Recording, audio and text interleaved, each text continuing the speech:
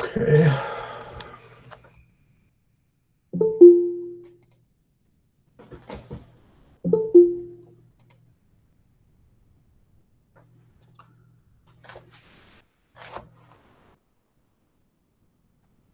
Okay. All right, we're going to start now.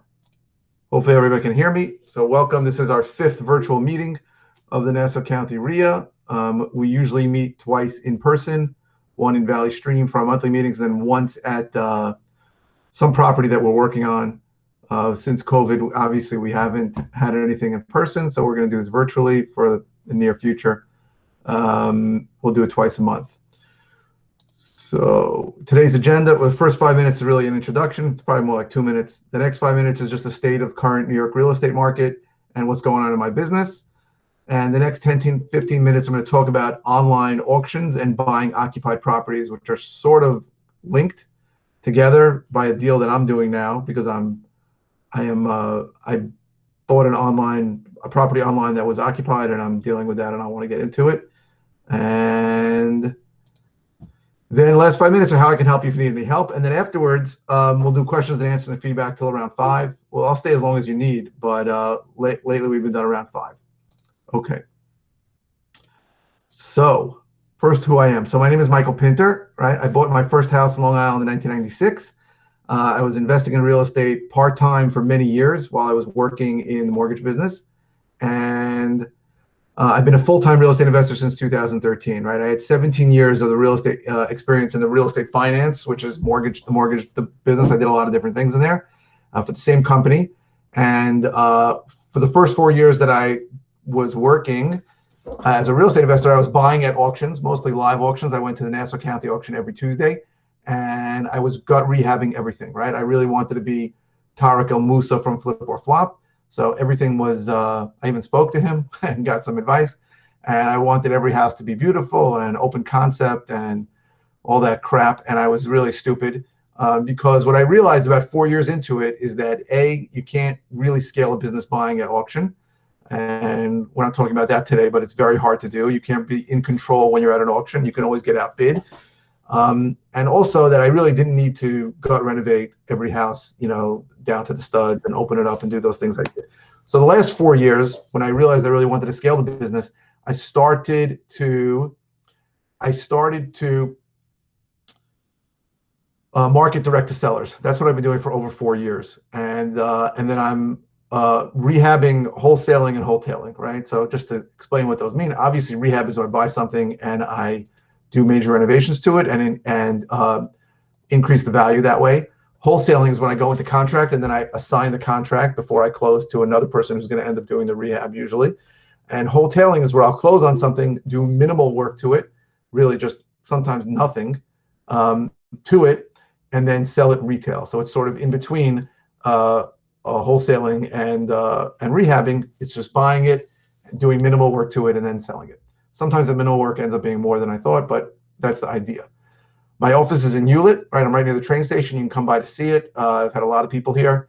I really operate only in Long Island, Nassau, and Suffolk. That's where I do. Do I get sucked into looking at deals in Queens every once in a while? Yes, but my areas of expertise and where I've done 99% of my business is in Long Island. I did over 45 deals last year with about 50-50 wholesale versus rehab wholesale. So I closed on about half of those and either did major work to them or minor work to them, and the other half I wholesaled.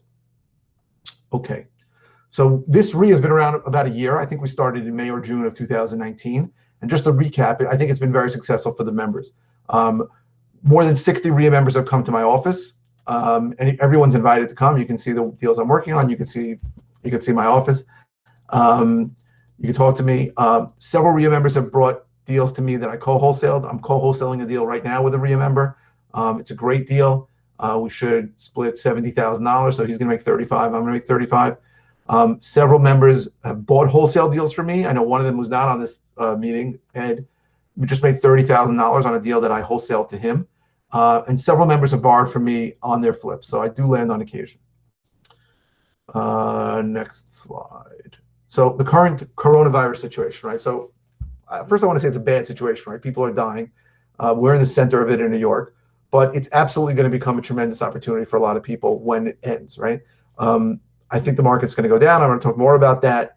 But for me personally, business-wise, I had a dead March and April. Nothing. I couldn't get new deals by marketing to people, and I had 10 deals in contract before Corona, and none of them could even close because attorneys weren't working, municipalities weren't open. It was a little crazy.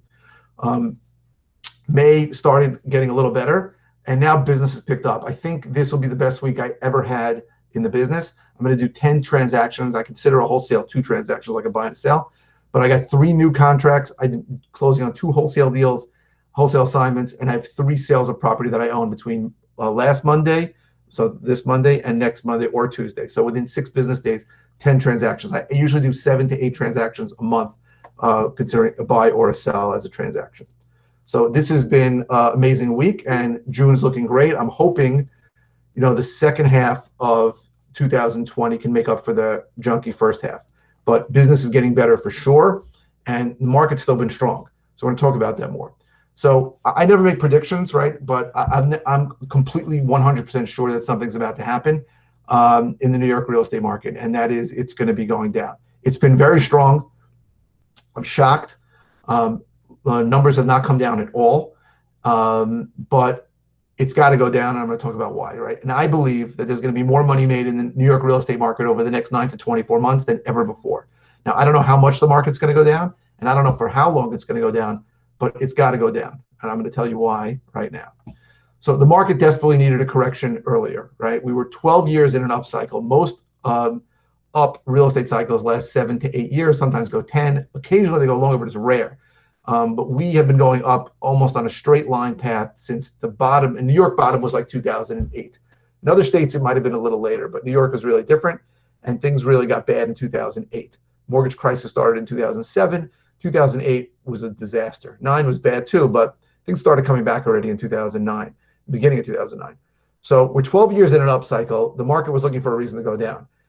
The bottom line is there's a huge number of jobs that are gone and not coming back. There's 40 million newly unemployed people in the last 10 weeks. It's a crazy number. There's only 330 million people in this whole country, and a lot of them are kids or older people who don't work.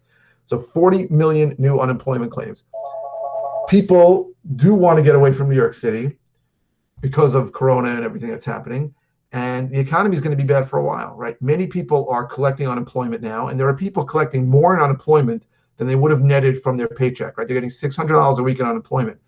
After taxes, before taxes, that's like making $1,000 a week. So there's millions of people out there who were making less than $50,000 a year, netting less than $600 a week, who are now making more unemployment. And there's a lot of people who are getting paid by their employers because it's free, because the PPP, the Payment Protection Loan Program, basically gave you money to pay people, right? I took a loan. We don't have a big payroll. But I paid people who really weren't doing much for me because I didn't care. Because if I didn't pay them, then I'd have to pay back the loan. And if I did pay them, then the loan is forgiven. And my loan's going to be forgiven. But this whole party ends in August. It's all over. No more $600 a week unemployment, regardless of what you made before. And no more employers paying people just because they don't have to pay for it. So I think things are really going to get bad. And it might take a little while, but it's coming soon. And that's going to be great for what I do, because there's a lot more people who are going to be financially distressed who want to sell their property. And if they believe that their value of the property is going to go down, it's going to completely change their attitude on selling to somebody like me. I'm still hearing from people, the market's strong, the market's strong. They're right. But once the press gets into it and starts telling the market isn't strong, everything changes, right? So just a few articles, right? This is from May. New York Times talking about real estate sales in a pandemic, that everything is terrible. The Independent on May 11th said coronavirus is going to bankrupt more people than it kills. The Atlantic 2 days ago said that we're looking at a second Great Depression. So this is what people are going to see soon, right? Not yet. People can rarely see what's in front. So we're going to see this on TV and print for a while as soon as it hits. And that coronavirus may have already triggered a U.S. housing market crash. It's a typical thing that they've said. So I believe the market's going down. So enough doom and gloom. That's just what my opinion is, obviously. I can't prove it. But I think there's a lot of evidence that that's going to happen. And I think we're in a weird situation now where I'm hearing these people say how great everything is. Things can't be great forever. The real estate market is always cyclical, always. And the government can only prop it up with their help for a short period of time. So today's topics, there's 2 topics, and they're sort of related. I hope I explain well why they are related, but buying properties via online auctions and buying occupied properties. So let's talk about what online auctions are first. So there's 4 online auction sites that I've been checking lately. And just to give you some background, when I was buying in live auctions back in 2013, 14, 15, I would always buy at online auctions too, right? I bought a bunch of properties on Hubzu, on Zome, and it was a good source for me because I wasn't buying that many properties at the live auction. So if when I first started, I think I did 3 properties my first year. And if I can get one extra property this way, it was worth it. So I'd spend a lot of time on it. I'd get into it, but it got to a point where it drove me crazy. Like I'm sort of obsessed with these things. When I bid on something, I'm constantly looking when the auction ends. So I'll get into that later. But these are the 4 sites that have New York inventory. There are other sites I've never found any with any kind of real inventory. So, for example, there's HUDHomestore.com that has all these properties that HUD sells. There's almost never a property in Nassau County there, for example, and few in Suffolk. If you go to like North Carolina, there's a million of them. So those are the 4 that I check. And what's been happening lately is they've had a lot more inventory. I'll get to that slide soon. So first, what is an online auction site? What do they do? So these sites are mostly for bank-owned properties, which is called REO, or real estate-owned properties. And these are sites direct from the seller. So the seller, even like Zome, is owned by NationStar. The only time you buy a property from Zome is if it was a NationStar foreclosure. And auction.com has multiple sellers. They all are basically selling you bank-owned properties, right? Now, what is an REO? An REO, a real estate-owned property, a bank-owned property, occurs when a foreclosure property, so a property goes into foreclosure because the owner stops paying the mortgage on it. That property has to go to a live auction in every single county throughout the country. That's the process of foreclosure. Goes to a live auction, and they say, does anybody want to bid on it? And if it doesn't sell to somebody out that's bidding, it'll go back to the lender. So I can tell you from going to the Nassau County auction every single Tuesday for 4 years, most properties end up back at the lender because the lender usually asks too much, or there's some reason on there. Sometimes, I've listened to lenders ask for $1.2 million on a $400,000 house. Like, everybody will laugh, but that'll happen. And it's just, the lenders aren't real estate people, and they'll come up with a crazy upset price. That means the minimum they'll take, and no one will bid. And it'll go back to the lender. So I can hear the auctioneer going, now back to the plaintiff. So that's what happens all the time. The lender is the plaintiff there, and it goes back to them. So that happens all the time. And what they do very often is they will first immediately put it on an auction site to see how well they can do with it.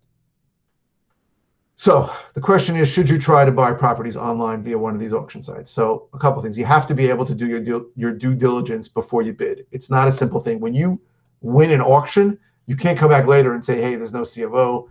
Hey, there's people in here when you told me it was vacant. You can't.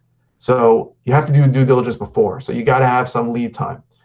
Most sites today require a $2,500 bid deposit before you bid. If you win the auction and you don't complete the purchase, you're going to forfeit the $2,500. So it's different. Some don't, like Hudson and Marshall doesn't require a bid deposit. I think they have 3 properties in Nassau County right now. I'm bidding on one, but Zome requires a bid deposit. Auction.com requires a bid deposit, and so does Hubzu. Most properties that are up there are occupied, right? And you're not going to be able to see the inside. You're not going to have access because there's somebody in there. So me personally, right now, because of what's going on with COVID, I am not buying occupied properties on the auction sites. And I think because of the recent law in New York, which we're going to talk about a little more, which gives people in a property that went to foreclosure a lot more time before they can be evicted, I think you're going to see a lot of different things going on with the prices for occupied properties on the online auction sites. But only time will tell that.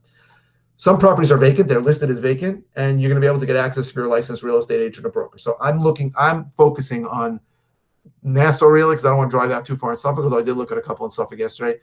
I'm looking at Nassau vacant properties on these sites. So what are the advantages of buying on an online auction? So it's small deposit. They usually only ask for 3%. I just sent a $6,000 check on a $200,000 property that I'm buying yesterday, wire. So that's pretty cheap, right? The standard in New York on most deals is 10%. Now, I teach people sort of how to get sellers to give you smaller deposits like that, but it's nice to not even have to negotiate and only send 3%. If you stick with a property, usually through several auctions, you can outlast your competition. So I'm gonna tell you a story. I can't remember the address, but I bought a property in Elmont. So this was many years ago, like 6 years ago. So I bid on a property, and I won the auction, and it was a price that I liked. I was very happy. I did a lot in Elmont. I still do a lot in Elmont. I love Elmont. And what happens with Hubzu, what happens with all of them, is that you have to send them a bunch of documentation. And sometimes they'll ask for it, and they'll say, if you don't send it in 24 hours, we're going to cancel your offer. So there was no bid deposits required on Hubzu at that point. So I had no bid deposit in it, but I really wanted this house. And there was a Jewish holiday coming up, and I was going to be closed for 2 days. On Jewish holidays, I don't check my phone or my computer. My attorney, who's also an Orthodox Jew, doesn't check it either. So before that holiday, I made it very clear to everybody. And it's usually document guys in India who they outsource to. And I said, listen, if there's anything you need, let me know now. We're not going to be reachable for 2 days. And I said, you got to let me know if there's anything you need. They said, everything's good. Of course, when the holiday started, they found some other document that we needed. They gave me 24 hours to provide it. No one answered. They canceled the sale. And I was furious. I was screaming. I wanted to sue them. Racial discrimination. I was livid. I had absolutely no legal standing because everywhere there it says until they sign the contract, they don't have any obligation to sell it to me. But I was furious. So it came up for auction again. And this is really what I'm getting to. Most deals do not sell at their first auction. They go up multiple times. And we'll talk about why and reserve prices soon too. So with that property, it came up again, and I bid much more than I wanted to pay. I bid $40,000 extra above what I wanted to pay, which was about the price I got it the first time. And then I just didn't send any documentation, so it went back to auction. The third time I bid on it, I got it for $20,000 less than the first time I wanted it, and I closed on the property. So the point was, very often these come up multiple times. What happens a lot is that you don't meet the reserve price. So you can win an auction on the same property 20 times, and each time you'll get a note saying, sorry, seller you didn't meet the reserve price, so we're not going to sell it to you. Sometimes you don't meet the reserve price and they still sell it to you if you're close. But on 90% of these auction sites, they don't tell you what the reserve price is, which really sucks because I mean, they reserve the right to tell you, to not tell you, to give it to you if you don't meet it. But you could be bidding on something where you could be $100,000 away from their reserve price. So that happens. So most local investors don't really understand how online auctions work, or they've had a bad experience with them, like the one I just told you, and they've given up on them. I gave up on them for years, right? So there's less competition in live auctions. The reason why I came back now, and we'll talk about this more on another slide, is because their inventory jumped up when COVID started. They got scared. You understand, these lenders, there's always been the talk of the shadow inventory, that these lenders have all these properties that they're just hiding. And I think when COVID started, they got spooked and they just put it out. 2 to 3 times as many properties as usual on these sites. So another good thing about online auctions is that low deposits make it easier to get into the deal. Like I said before, that's really a repetition of what I said before. Sorry. So what are the cons of buying via online auction? So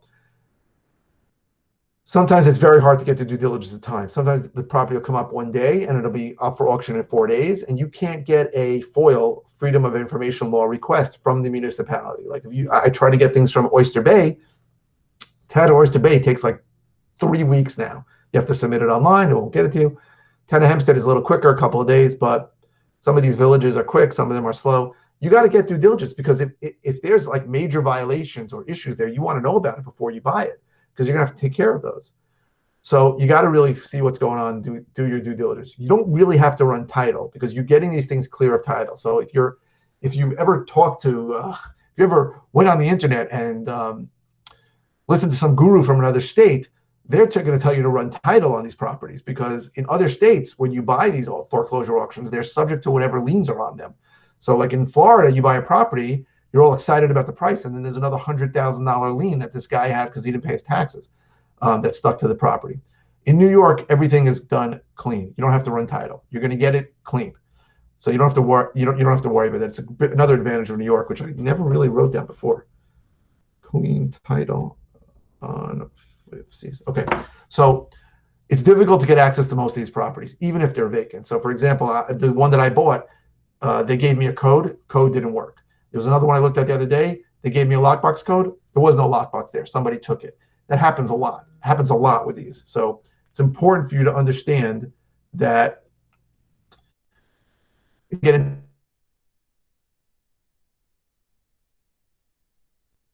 a squatter there. Sometimes the lockbox is gone. Sometimes the codes are wrong. It happens. You're not really dealing with a person. You're dealing with this massive machine. They're very, very hard to wholesale because the contract states explicitly you're not allowed to sign it. There is a loophole to this that I'm actually doing, and that's selling the LLC that's in contract. So if the lender will allow you to buy it in an LLC, and this is a very gray area, and you might want to speak to your attorney about this. My attorney's okay with it.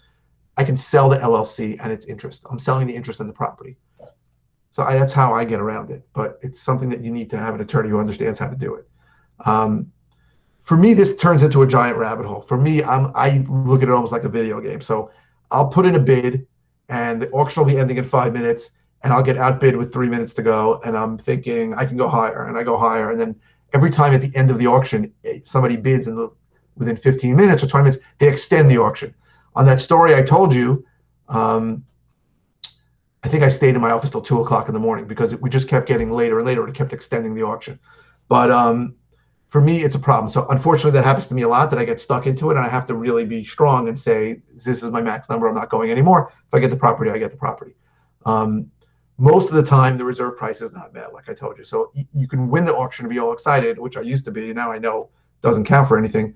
And then the seller says, sorry, the reserve price is met. It just goes back up for auction. Again, you could see the same property up for auction a dozen times. So there's recent changes that have made things. So inventory has grown incredibly. That's a big deal. Bid deposits are required on almost every site for almost every property now. So that's a good thing for me because I can afford to put up these bid deposits. I can, but a lot of other people can't. So if I can bid on 10 properties and put up 25 grand on a hold in my account. A lot of other people can't. So for me, that's an advantage. There is some flexibility about changing entities. So like I said, you can put it in an LLC. You used to not be able to do that. Now you can. And I'm wholesaling a property right now that I bought on Hubzu by selling the LLC. So these are good things involving online auctions, but you got to beware. If anybody wants any help with any deal that they're looking at online, I can help them. So now let's go to buying occupied properties, because ironically, I have and this is a crazy deal if you think about it, I have a short sale deal right now, got an approved short sale, which also is like winning the lottery. The price was great.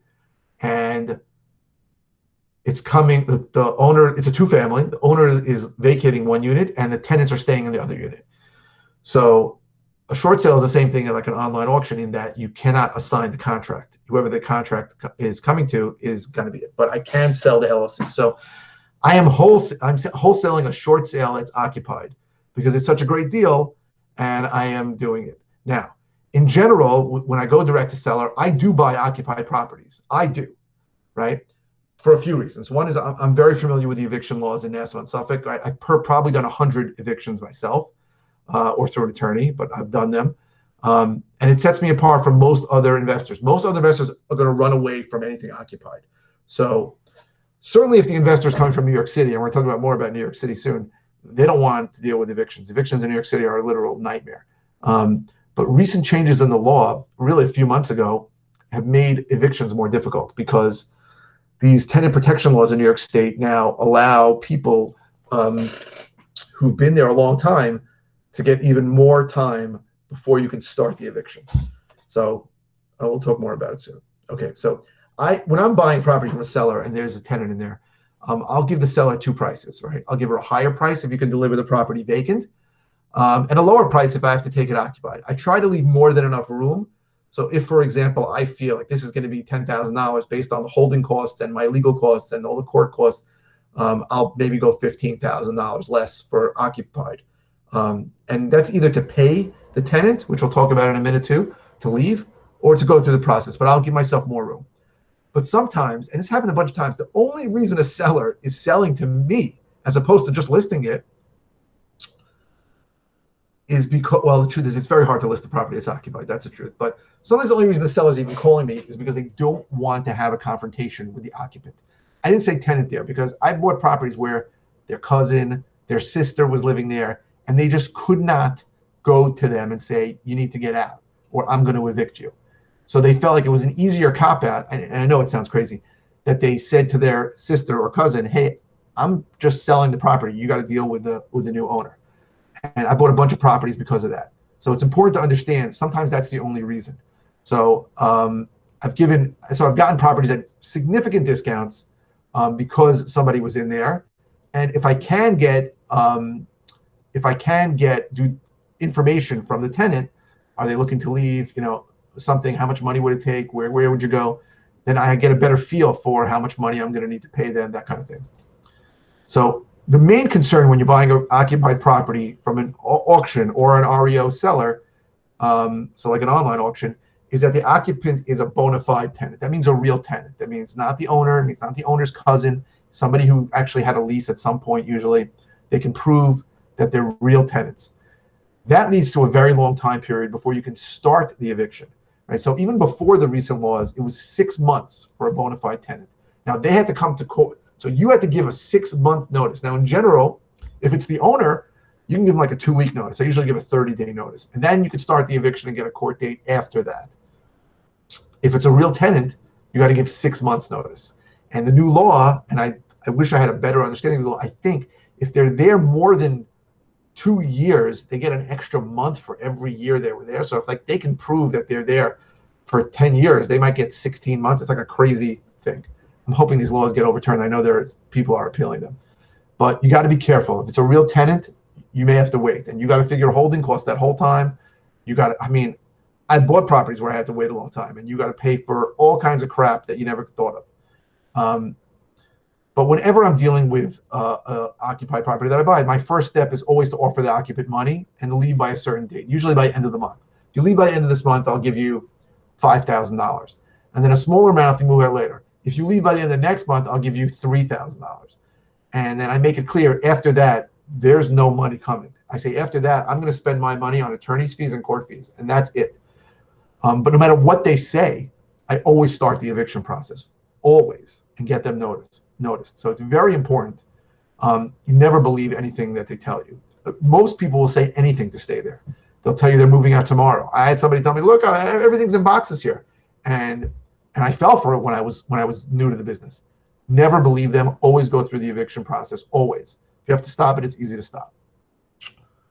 Many occupants that I've tried this with won't even listen to an offer, won't respond. I've literally put notes in people in the window of their car, right but where they open it. I've taped notices there. I've left my business card in their door every day for 3 weeks. They don't want to talk. Some people just don't want to talk, and you have to accept that. Some people will. Some people will take money. If they do agree, you need a very strong affidavit, and you need to make sure that you've got everybody that's living there agreeing to leave. I once signed an agreement with somebody to leave, and there was somebody in the basement who was not them. They left, and I still had to deal with the basement. So that was a big mistake. So I haven't signed on a day for that. Everyone, I represent everyone. No one else lives here, that kind of thing. So you got to adhere to the law, right? You can't turn off their electricity. You can't be violent with them. You can't do anything. If you do, and they get an attorney, or if they know how the law works, you're going to be in much worse shape. So you have to adhere to the law. And again, never believe what they say. They all say they're about to leave. I'm just looking for a place to go. I'll be out of here at the end of the month. Always start the eviction process no matter what. It's not expensive to start the eviction process. The truth is the eviction process is really cheap, depending on how much your attorney is going to charge you. The only time it gets expensive in Nassau County is if they actually need to be evicted by the sheriff, because then you have to hire a moving company to show up and put all their stuff into storage for 30 days, and you have to pay for that. That's the only expensive part. The rest of it is hundreds of dollars. Again, depending on what your attorney is going to charge you, in addition to that. So evictions in New York City take much, much longer than Long Island, right? Average time for eviction in Long Island is 3 to 4 months, right? Most of my evictions take 3 to 4 months. If they're uncontested, it's 3 months, right? Even if they're contested, 4 or 5 months max, unless something really crazy comes up. And don't accept any payment from them at all during that time. If you do, the clock restarts. But if you have investors who are dealing with people in Queens, they are never going to buy something occupied because they've seen that in New York City it averages 18 months, and that's like almost uncontested. So I'm saying, you want to get somebody out, and she's not even fighting you. Anybody can get an adjournment. The judge will order an adjournment for no reason. And an adjournment in New York City can be 3-4 months. An adjournment in Long Island is like 3-4 weeks. That means just we're going to put this on the calendar for a later date. Now, if you own the property in your own name, and you should never do that, but I did when I started, you can represent yourself in court, pro se. And I got to tell you, I did that many times, and I think I can do a better eviction than most attorneys. But if you own it in an LLC or any kind of corporation, which I own all my properties in now, you have to be represented by an attorney. You have to. So if anybody needs a good attorney, I know a couple of good guys that are good in Hempstead. Most Long Island judges are very landlord friendly. There was one judge for the entire Long Island for many, many years. His name is Scott Fairgrieve. He's a very, very fair guy. Right? He's not looked to screw it. They know every BS claim that a tenant's going to stay. And they're very like, listen, you got to leave. You can't stay there. My landlord did this to me and that to me, and it's all the same bullshit. You hear it all the time. I mean, they didn't think they didn't think it was fair that Scott Fairgrieve was the only judge, so they brought in some other guys. There's one guy who was in New York City, so that's a little bit of a pain. But most of the judges are very, very good. The ones that I've gone before have been great. So that's the end of buying occupied properties or online auctions. We're going to have questions and answers after. But I just want to talk about 7 ways I can help you. If anybody needs help, I am happy to help you. So first of all, I can help you get a list of prospects to call at reduced prices. I can give you a link. You pay what I pay for the list, which is pretty good. I can get your probate leads at reduced prices if you want in any of the counties around here. I can get your discounted subscription to PropStream. PropStream is a great service. I used to say it wasn't good, but it's improved significantly in New York. If you want to comp out properties and know what they're worth, you can't be using Trulio or Zillow, right? You need either to be licensed or have access to the multiple listing service through somebody who is licensed, or the second best thing is PropStream. So I think I'm the only person there who gives a discount. I'll give you some money back on PropStream. I can skip trace the list so you can get phone numbers, very, very low prices, gets great tier 1 data. I also have virtual assistants who are not doing much right now. They started calling recently, but the truth is I have much more capacity than I have stuff for them to do. So if you want people to call for you, I can give you people, you can get some hours from my virtual assistants. Some of them are available even 40 hours a week. And I can get your great CRM that I use. It's RE Simply. I use that to run my business. I can get that for you at a discount. And I have a course to teach you everything I know. So I never thought I would ever offer a course to teach people how to do what I do. I looked at people on stage as gurus that were crazy, pumping loud music and high-fiving. I thought it was disgusting. But I was asked, in March when people had nothing to do, to teach people every time. So it's an opportunity right now to prepare for what's going to happen. I mean, I know what's going to happen. The market's going to crash. It's just a matter of when and how much. So when do you ever know that that's going to happen and you can prepare for it? Because there's going to be a huge amount of properties for sale to investors soon. A little bit about the course. It's 9 modules. They're 90 to 120-minute webinars, recorded webinars with lots of additional content.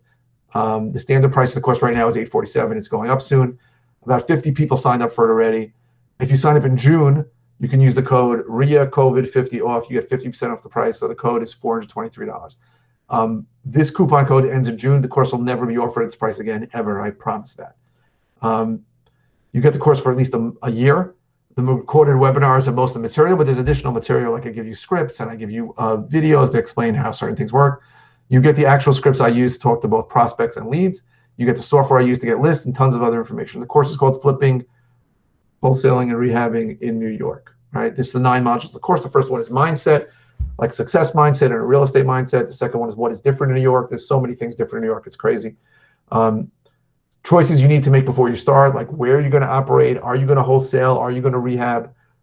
Marketing and getting leads, that's usually important. 5 is sales conversion, making offers and getting leads to agree to take your number. That's big.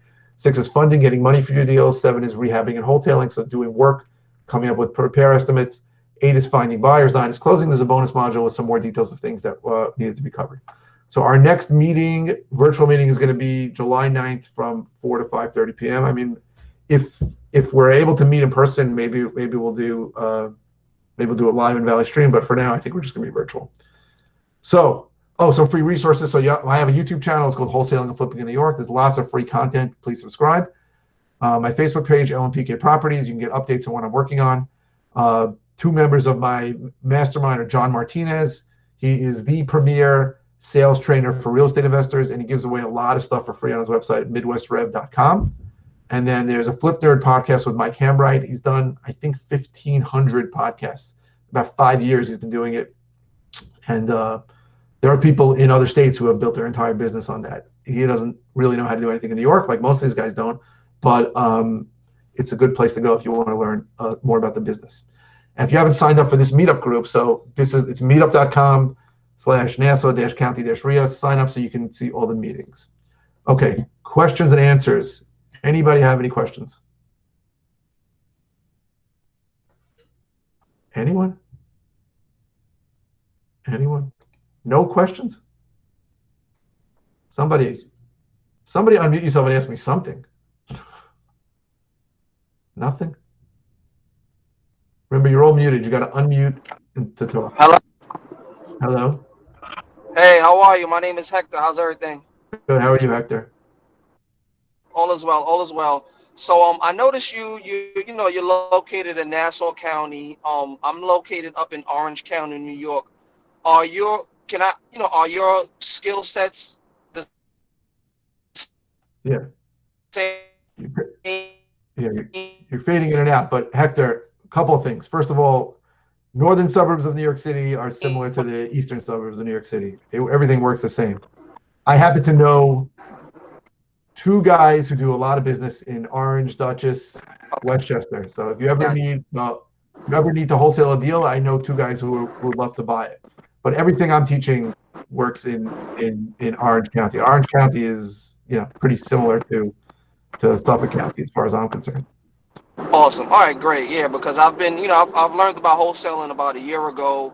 I've been, like you said, following people who don't live in New York, and it's like you said, it's totally different. So now I'm trying to learn the way it's ran in New York. So I'm glad, I found you. I found you about 2 days ago. I'm on your channel now, and I'm just trying to get as much knowledge as I Okay, can. good.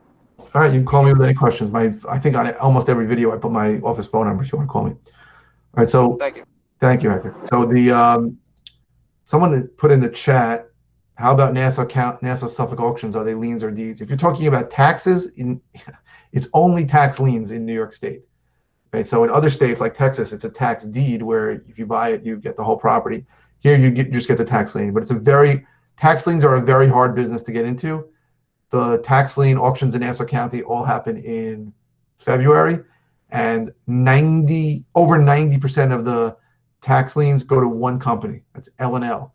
It's a law firm that buys them, and the way it works is it's an auction for who will bid the lowest interest rate. And L&L bids like around 1.5 or 1.75%, and they're okay making 1.75% on all these tax deeds because they know they will get paid eventually.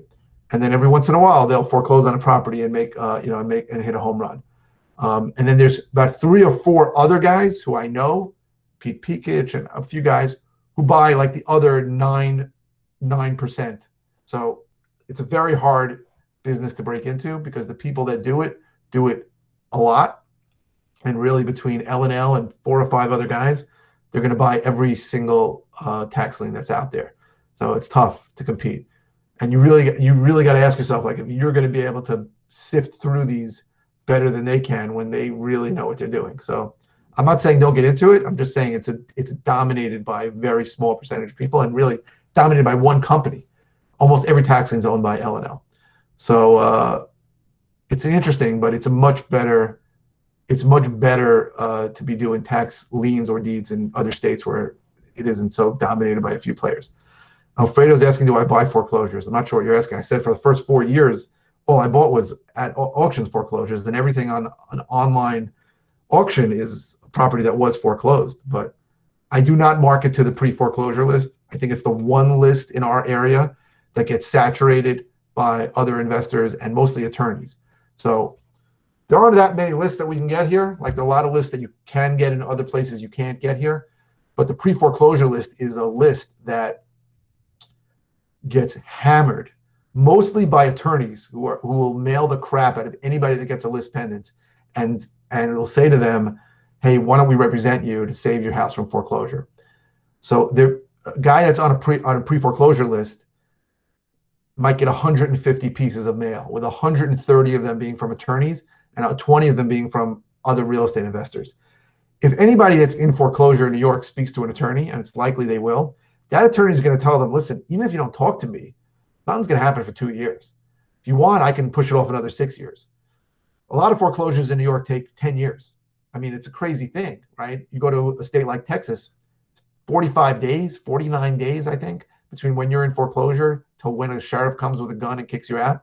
In New York, it could be 10 years. I mean, if you want to go to a Nassau County auction any Tuesday when they reopen, you're going to see the dates of the judgment for foreclosure. I mean, I guarantee you that there's stuff getting auctioned now that went into foreclosure 10, 12 years ago, 2008 and 9.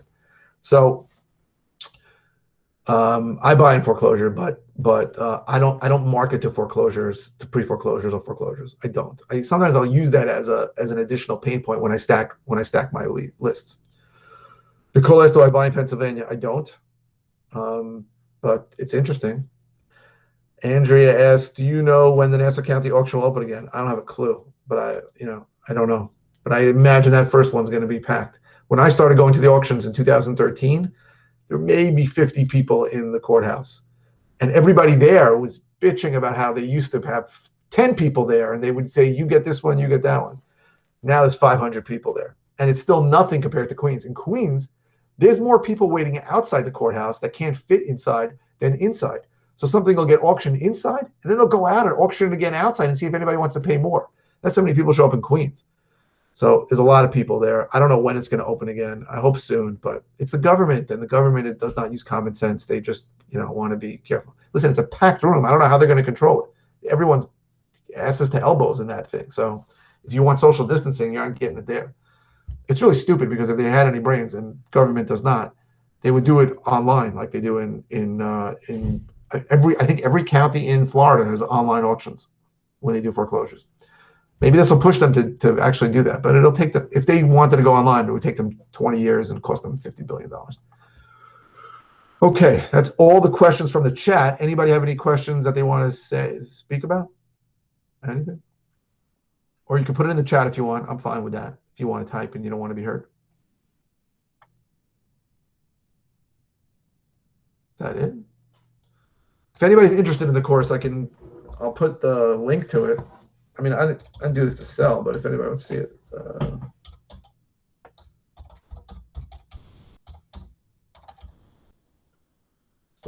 /course. There's a link. And then I'm going to put my office phone number if anybody wants to call me.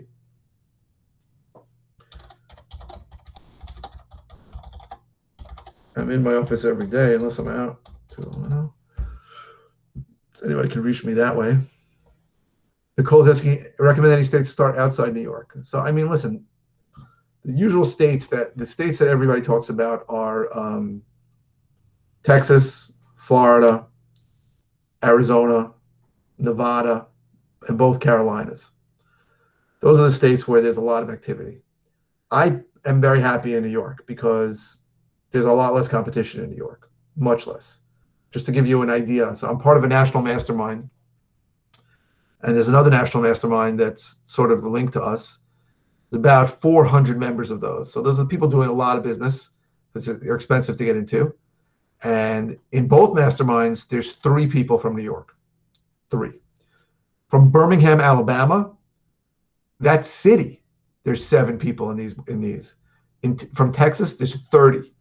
From Oklahoma, Oklahoma City has 600,000 people in it. There's probably a dozen members.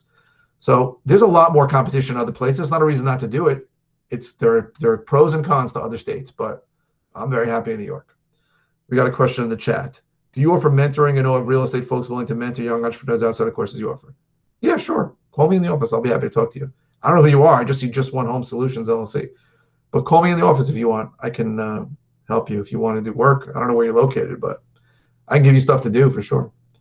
I can mentor you. Any other questions? Anything?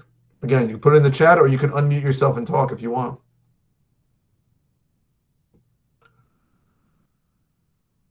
I'll give it another minute.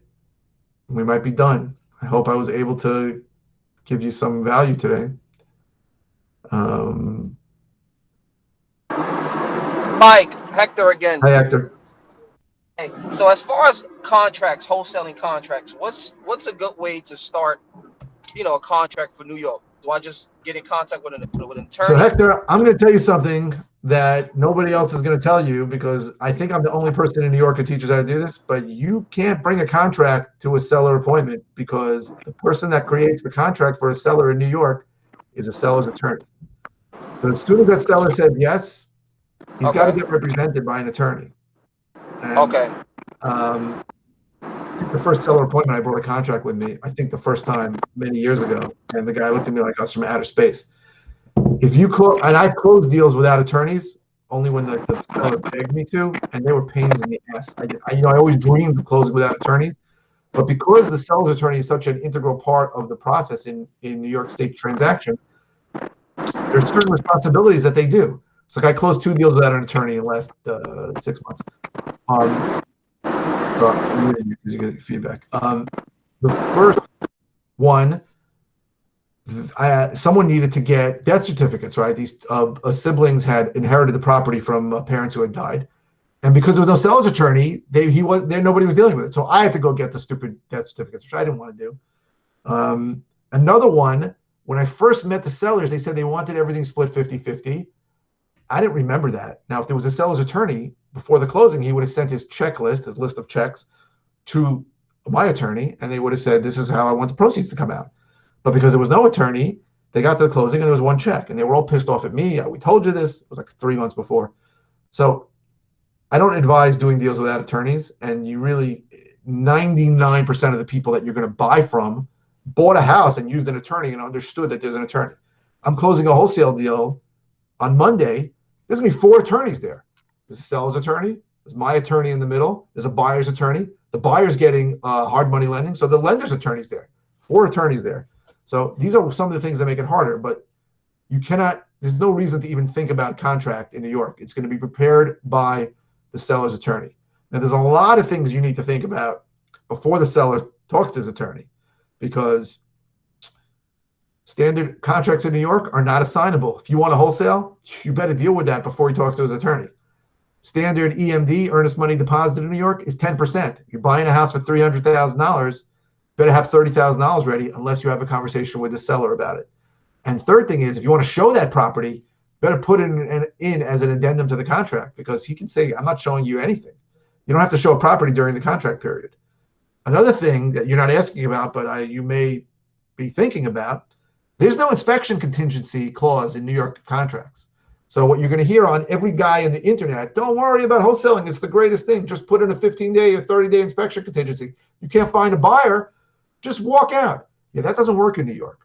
Inspections get done before the contract in New York. I'm having an inspection done tomorrow for a deal, and they're going to, if they're assuming everything's okay, we're going to go into contract on Tuesday. So you really don't have outs in New York. The only out you have of a contract is if there's a title issue. So these are things that nobody tells you, because every single other, I don't want to say other guru, because that would mean I'm a guru. Every person that's teaching how to do this doesn't do business in New York. I think I'm the only person in the world that teaches how to do this in New York, which is amazing. Every time I say it, I can't believe it, but I think it's true. So there's no contract issue in New York. A seller's attorney is going to prepare it. You don't have to think about it. Anything else? Michael, I have a question. Sure. Alfredo? Yes, can you hear me? Yeah, okay. What do you think about the brand new listings that are coming out on the MLS? Is there any way that we can make it work in New York? What's the question? New listings on MLS? Yes, the brand new listings that are coming out on the MLS. Is there any way that we can make it work? I think I'm missing a word. The brand new what that's coming out on MLS? The new listings. New listings? Yes. What about them? Like I'm saying, I don't know how we can make it work here in New York. You know, like, what do you think? If the numbers make sense? If we make it work, we can make a deal, or what do you think about that? Or the best way to do it here is just direct to seller. I don't know. I don't think I understand. New properties that are being listed on MLS, you're saying, can you buy them and make money on them? Yes. So I say usually, and I tell this to sellers, if it's listed on MLS, it's almost certainly not going to be a deal, right? If it's really a deal, someone's going to see it on MLS and buy it. if I speak to a seller and they tell me their property's listed, I think 99% chance I'm not going to buy the property. I may stick with it and see if it maybe goes expired and maybe their motivation changes. And I'll put in to look at it in 3 months and see if it went under contract, and then maybe look at it 3 months later and see if it sold. But if somebody lists the property on MLS, there's a 99.9% chance you're not going to buy it. I have bought listed properties, very, very, very rare, because A, they're probably listing it for full retail. That's their anchor price in their mind. So that's the price they believe. So when you come in 30% less, they usually think you're out of your mind. Also, because if the price is good, then somebody else is going to grab it quick. So I'm not saying I've listed wholesale properties, right? As a contract vendee, right? You're not allowed to list a property and represent you own it if you don't own it, but you are absolutely allowed to list a property that you don't own if you represent that you are the contract vendee, which means you're in contract. So I've done that on properties, but then it clearly says this is for an investor, that kind of thing. So I'm saying those do show up eventually sometimes at something to buy, but you're not going to be able to buy that cheap enough to wholesale it. You might buy that cheap enough to rehab it. Rare you're going to find a deal good enough. So the only real way to get deals is direct to seller. It's the only way. If you want to wholesale, it's the only way to get deals. It's just almost impossible to buy properties at a deep enough discount to wholesale unless you're going direct to seller. We got a question. How would you convince the seller to sell you a house when there are other 20 investors coming in to give them offer? So a couple of things. Number one, I've never, ever had a situation where I was competing against 20 people. And I can tell you that the people I know who do this in Phoenix and in Las Vegas never, ever had a deal where they didn't have 20 people going up against them. There is, and I know this is shocking, if people hear it, they can't believe it, there is infinitely less competition in New York. So I'm not saying I haven't lost a deal to another investor, and I'm not saying I haven't been to properties and I've seen a few other investors coming in and out or seen their postcards, but it's very rare you're going to compete with a lot of people. Now, the main thing, you were on an appointment with 20 people, so that guy really stacked you up. So it's probably going to be about price, but listen, in my course, I talk about it. The whole thing here is trying to get a lead to sell you a property is to take them on like an emotional journey from what pain keeping the property is causing them to their picture perfect scenario when it's done. But if he's stacking you up against 20 guys, it's probably all about the money. If it's all about the money, the only way you're going to win is if you're the highest price. That's the truth. So, I mean, I was in a situation like that where I beat out other guys because I looked at it as a wholesale situation. The house was in fair condition. I knew it could sell for a good amount. It was in Floral Park, and I was able to pay more than other people because I wasn't looking at it as a complete gut renovation job. Because there are a lot of areas, and I don't know if it's going to last, but there are a lot of areas in Long Island where the difference between what an end user will pay for, let's say, a 4 or 5 out of 10, and the price they'll pay for a 9 or 10 out of 10 may not be that much. I've seen it as little as like $60,000 or $50,000.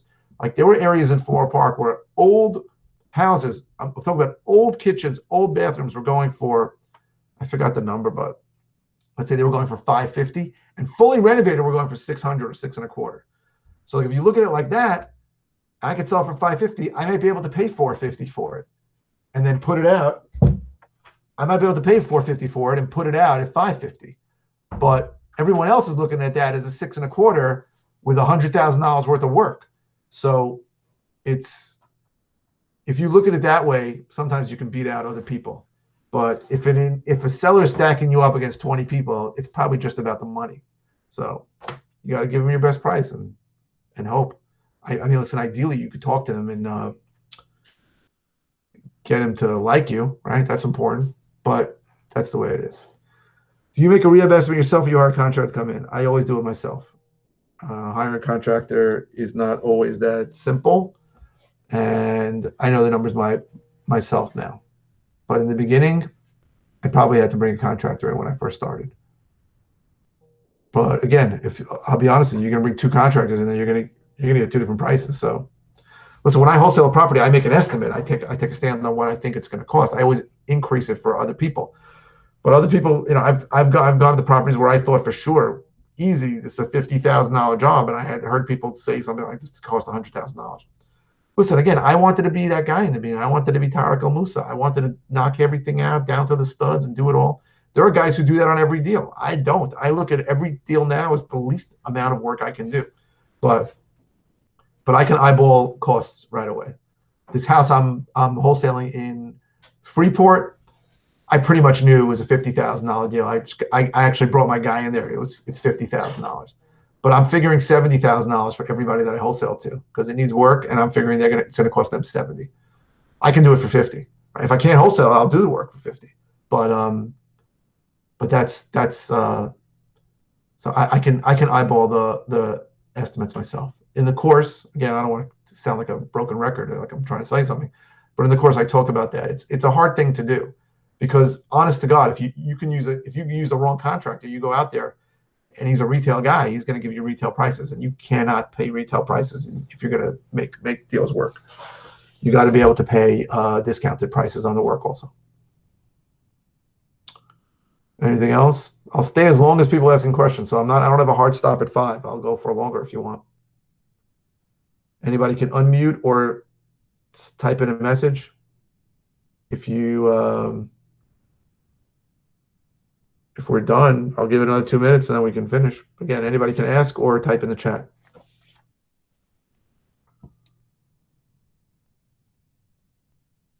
Maybe we're done. Well, I'll give it another minute, and then if not, we'll end it around 5, which is fine with me.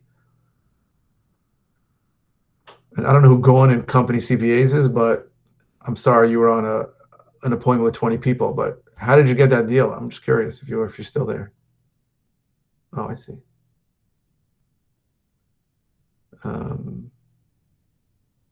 Because 20 people is a lot. That's a lot. Again, if they stack you up against 20, it's usually only about price. Oh, I think you're typing.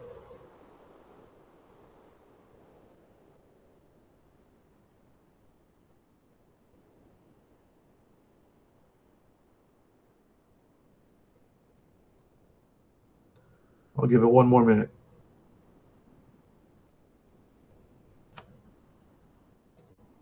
Oh, there's more questions. Sorry. I missed some. I apologize. Just One Home Solution says, I'm in New York City. Based on what you're saying regarding wholesale New York, I should not move on a contract prior to building a buyer's list. No. So I feel very strongly about that.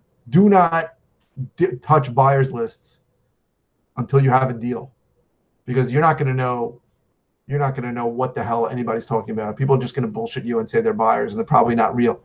The only way you find out if a buyer is real is if he comes to a property and puts in an offer and has an intelligent conversation with you. Anybody thinks they want to get into this business and says they're buyers. So no, don't build a buyer's list. I feel very strongly not to build a buyer's list until you have a deal. Am I in the office on Saturdays? Never. I'm an Orthodox Jew. I don't even have my phone on or my computer on from late Friday night to Saturday night. So never. Gone says it was a probate. Yeah, I mean, now probates are available online by subscription. In which county are probates available online by subscription? Yeah, I mean, probate is another list that gets hit pretty hard. Probate and pre-foreclosure. Nassau? Really? I didn't even know they're online by subscription. I got to look into that. All right. So, oh, 1 second. It's available from a service, right? I get the probate list. Okay. All right. So, all right. I understand. Yeah. Sometimes probates get hammered also. But if you're on an appointment with 20 people, it's going to be about numbers. So if you're the highest number, you'll probably win. Unless the guy believes that you're really going to close and a higher number is not real. You want to get the guy to like you. That's what you want to do. I mean, that's what I try to do. Get them to believe in me, like me, trust me. Explain to them, when I send in the offer, I'll call them with an offer. I'll email them the offer with a cover letter and a proof of funds. That's what I would do. That's different than probably most of the other people. If there's 20 guys there, I would say 15 to 16 are probably complete idiots. And there's probably 3 or 4 guys who are real. This guy liked me too much, he wrote poems to you. All right, then you should sell you the house. Get him into that. Just one home searches. Once you have a deal, how do you buy a strong buyers list? You don't buy a strong buyers list. Buying a buyers list is going to, you go to the multiple listing service and you look all around the property and you look for every investor buyer that bought around that area. That is what you do. And you build the buyers list that way. And you can expand out geographically even further. You can go a mile out if you want. I would start with a quarter of a mile. And just to keep expanding and looking for any REO property that sold, any short sale that sold, any property that got flipped. I would look for brand new renovated properties and go back in time and see who bought the property the first time. And I'd skip trace those and I'd search them up and I'd find them. And you can find them. You can look at the deed in Nassau County, very easy. In Suffolk County, not as easy. But you can look at the deed and see the address that's on the deed, and you'll see how to find these guys. That's how you build a buyer's list. Every other way is bullshit. When I spent 4 years at the auction, I took copious notes of every single guy that bought properties there. I still have lists, the price they paid, the address. I figured I had the best buyer's list in the world.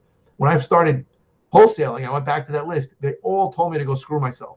The only good buyer I got from them was one guy who I accidentally sat next to at one auction. So it's very hard to build a buyer's list. You see, the problem with building a buyer's list first, and people will tell you to do that, is you're going to call people and they're going to bullshit you, and you're going to want to believe them. They're going to say, I buy anything. I buy 10 deals a week. I have unlimited funds. They're all full of crap. A lot of these guys don't know what they're doing. When you look at an area and you can see the people who actually bought properties, those are real people. They may not want to buy again. They may have gotten burned, but those are real people. You know they bought. That's the only way. Or to have a deal and stick it out on MLS and get investors to call you. That's another good way. But you can't always put it on MLS. If it's occupied, you can't. The seller could go crazy. There's issues. But you get a deal, look for other people who bought properties in those areas. That's the main way I would go to do that, by far. All right, guys, 5:03. Anything else? I think I caught everything on chat. If anybody wants to unmute or ask a question, speak now or forever hold your peace. Okay, guys. So the next one's July 9th. We'll talk then. Bye-bye, everybody.